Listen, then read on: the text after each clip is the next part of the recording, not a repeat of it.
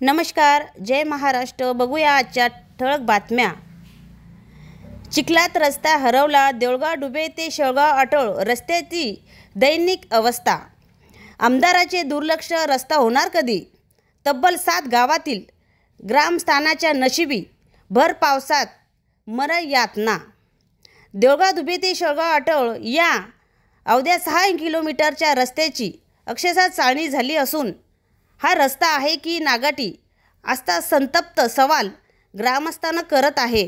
रस्त्याचे काम सध्या संगतीने चालू असून या मतदारसंघाचे आमदार मनोज कायंदे यांनी तातडीने या रस्त्याच्या कामात लक्ष घालावे अशी मागणी या परिसरातील गावातून होत आहे।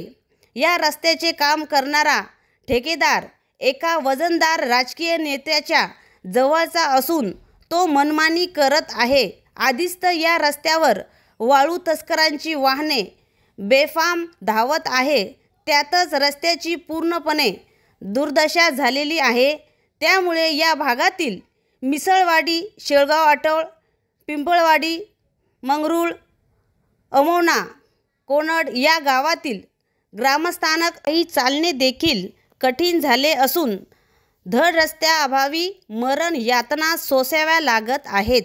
दररोज शेकडो विद्यार्थ्यांना याच रस्त्याने जावे लागते, तेव्हा हा रस्ता जर तातडीने दुरुस्त करून दिला नाही तर तीव्र स्वरूपाचे आंदोलन छेडले जाईल असा इशारा इसरूळचे सरपंच तथा चिखली तालुका सरपंच संघटनेचे अध्यक्ष सतीश पाटील भुतेकर यांनी दिले आहे। मी AP न्यूज महाराष्ट्रासाठी पूजा कायंदे।